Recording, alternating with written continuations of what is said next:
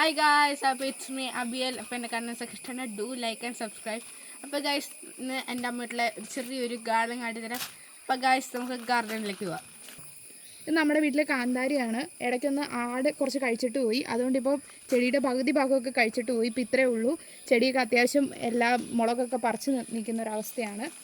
ഇനി അടുത്തതായിട്ട് കാണിക്കുന്നത് നമ്മുടെ വീട്ടിലെ പീച്ചിലാണ്. പീച്ചിലൊരു അടിപൊളി പച്ചക്കറിയാണ് കഴിക്കാനായിട്ട്.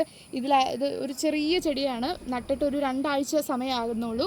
അപ്പോൾ ഇതിലിപ്പോൾ കായൊക്കെ പിടിച്ചു തുടങ്ങി. ഒരു കാ പിടിച്ച് നിൽക്കുന്നതാണ് ഈ കാണുന്നത്. പീച്ചിന് ആക്ച്വലി 2 പൂവാണുള്ളത്, ഒരു ആൺപൂവും ഒരു പെൺപൂവും. അപ്പോൾ ഇതിൽ ഇപ്പോൾ ആൺപൂവൊന്നും കാണാനായിട്ടില്ല. ഇതാണ് പെൺപൂവ്. ആൺപൂവിൽ നിന്ന് പരാഗണം നടന്ന് ഇവിടെ ഈ വരാൻ പോകുന്നത് ഒരു ആൺപൂവാണ്. ഈ ആൺപൂവിൽ നിന്ന് പരാഗണം നടന്നാണ് ഇവിടെ കായ ഉണ്ടാവുന്നത്. ഇനി പരാഗണം നടക്കേണ്ടത് ഇത് പക്ഷെ പോയി. മഴയുടെ ഒരു കൂടുതലുകൊണ്ടാന്ന് തോന്നുന്നു ഇതൊക്കെ ജസ്റ്റ് പോകുന്നുണ്ട്. ഫ്രഷായിട്ട് വന്ന് ഇതൊന്നും ഇപ്പം ഇല്ല ഇതിനകത്ത്. അങ്ങനെ എനിക്ക് 2-3 ചെടിയാണ് ഉള്ളത് പീച്ചിലിൻ്റെ. ഇതാണ് ഒരു ചെടി, ഇതാണ് മറ്റൊരു ചെടിച്ചട്ടി. അതൊക്കെയാണ് പീച്ചിലിൻ്റേത്. ഇത് ആട് കഴിച്ചിട്ട് പോയതാണ് ഈ ഒരു ചീനി എന്ന് പറയുന്നത്. ഇനി അടുത്തതായിട്ട് കാണിക്കുന്നത് ഇവിടുത്തെ വെണ്ടയാണ്. ഇത് സാധാരണയാണ്. 2 വെണ്ട ഞാനിവിടെ ഉണക്കാൻ വേണ്ടി വെച്ചിട്ടുണ്ട്. അതാണ് 2 എണ്ണം താഴെ കാണുന്നത്. നല്ലോണം കായ ഉണ്ടാകുന്ന ഒരു വെണ്ട വെറൈറ്റിയാണ്. ഇത് അത്യാവശ്യം കായൊക്കെ തരുന്നുണ്ട്. ഇതേ കണ്ടില്ലേ, അത്യാവശ്യം കായൊക്കെ പറിച്ചിട്ടൊക്കെ നിർത്തിയേക്കണതാണ് ഇതൊക്കെ. ഈ പീച്ചിൽ വേണോ? ഇതാണ് അടുത്ത പീച്ചിൽ ഉണ്ടായി കിടക്കണത്. കണ്ടോ, ഇത് പീച്ചിൽ ഉണ്ടായി കിടക്കുവാണ്. ഇതൊക്കെ കയറി പോകാൻ തുടങ്ങുന്നതേ ഉള്ളൂ പന്തലയിലോട്ട്.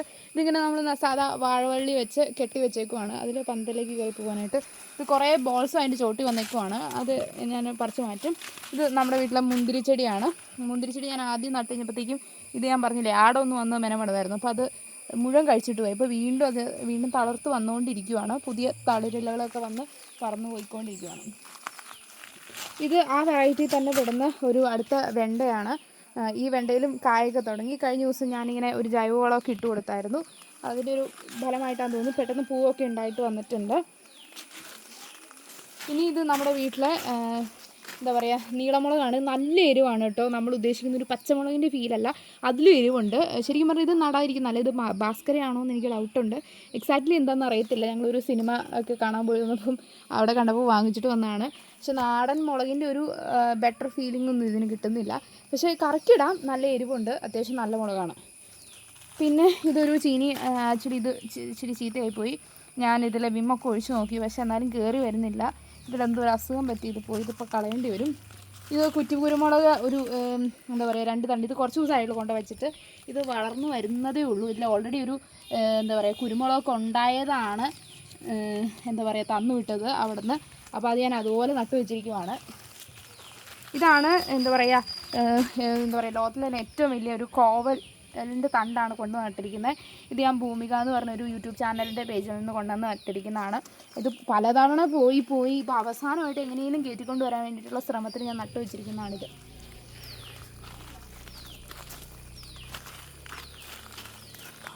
ഇത് പാലക്ക ചീരയാണ്.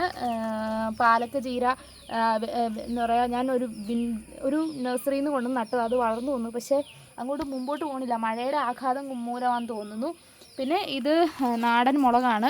ഇത് വളർന്നു വരുന്നതേ ഉള്ളൂ. ഇതിന് കായൊക്കെ പിടിച്ചു വരുന്നതേ ഉള്ളൂ. സാധാരണ പച്ചമുളകാണെന്ന് കരുതിയാണ് ഞാൻ നട്ടിരിക്കുന്നത്. പിന്നെ ഇത് പാവലാണ്.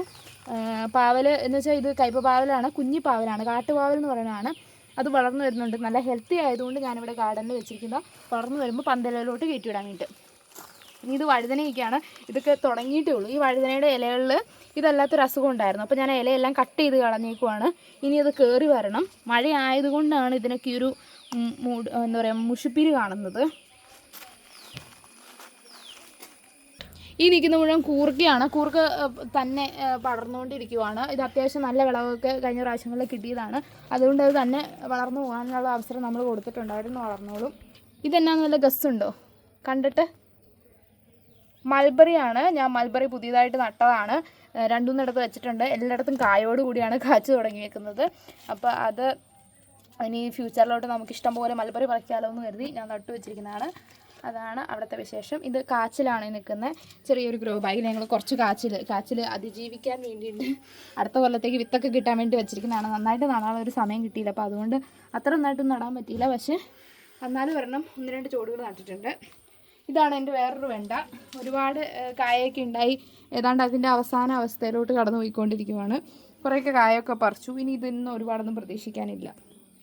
ഇതാണ് പാഷൻ ഫ്രൂട്ട്. അതിങ്ങനെ കയറി പോകുന്നതേ ഉള്ളൂ.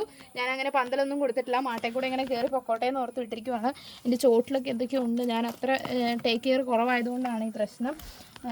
അതിൽ എന്താ പറയുക, പതിയെ ഇലകളൊക്കെ കയറി വരുന്നേ ഉള്ളൂ. ഇത് കായൊക്കെ ആവാനായിട്ട് സമയമെടുക്കും. പക്ഷേ ഇത് സീസണാണ് ഇത് കായ ഉണ്ടാവേണ്ടത്, പക്ഷേ അതിന് സമയമെടുക്കും. തക്കാളി പ്ലാന്റ് ആണ്. ഇത് നഴ്സറിയിൽ നിന്ന് കൊണ്ട് നട്ടു വെച്ചിരിക്കുന്നതാണ്. ഒരു 2-3 ആഴ്ച ആയിട്ടുള്ളൂ. ഇതിൽ പതിയെ കായൊക്കെ പിടിച്ചു തുടങ്ങിയിട്ടുണ്ട്. ഇതാണ് തക്കാളി. ഞാൻ ഇത് എല്ലാ പ്രാവശ്യവും കുറച്ച് നടാറുള്ളതാണ്. ഈ പ്രാവശ്യം അതുപോലെ തന്നെ നട്ടിട്ടുണ്ട്. ആസ് യൂഷ്വൽ അത് ഗ്രോ ചെയ്യുന്നുണ്ട്. പിന്നെ ഇത് ഇഞ്ചിയാണ്.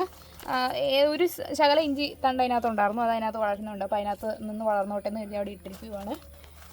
നമ്മൾ എങ്ങനെയാണ് വിത്തുകളൊക്കെ വളർത്തിയെടുക്കണമെന്നാണ്. ഇത് 2-3 പാവലിൻ്റെ തണ്ടും വിത്തുമൊക്കെ ഞാൻ വളർത്തി വെച്ചിരിക്കുന്നതാണ്. അത് വളർന്നുകൊണ്ടിരിക്കുവാണ്. ഇത് ഇനി അത് കണ്ടോ, അത് പൊട്ടി വരുന്ന ഒരു ഇതാണ്. അത് എങ്ങനെയാണ് പൊട്ടി വരുന്നതെന്നുള്ളത് ഇതിനകത്ത് ഓൾറെഡി പൊട്ടി വന്നതാണ്. പക്ഷേ ഇത് പോയി. ഞാൻ വീക്കിലി വൺസ് വരുന്നതുകൊണ്ട് നനയ്ക്കാൻ പറ്റിയില്ല, അപ്പോൾ അതുകൊണ്ട് അത് പോയി. ഇന്ന് നനച്ചു കൊടുത്തുകൊണ്ട് പാവൽ പൊട്ടി പൊന്തി വന്നിട്ടുണ്ട്. ഇതൊക്കെയാണ് വിശേഷങ്ങൾ. ഇത് വേറൊരു ചീനിയാണ്. നമ്മൾ ഓൾറെഡി കണ്ട ഐറ്റത്തിൽ പെടുന്ന തന്നെ ഒരു ചീനിയാണ്.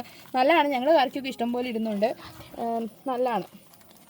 ഓക്കെ ഗായ്സ്, അപ്പോൾ ഇത്രയേ ഉള്ളൂ. അപ്പോൾ നിങ്ങൾക്ക് എൻ്റെ കണ്ടൻസൊക്കെ ഇഷ്ടപ്പെടുകയാണെങ്കിൽ ലൈക്ക് ചെയ്യുക, സബ്സ്ക്രൈബ് ചെയ്യുക. ബൈ.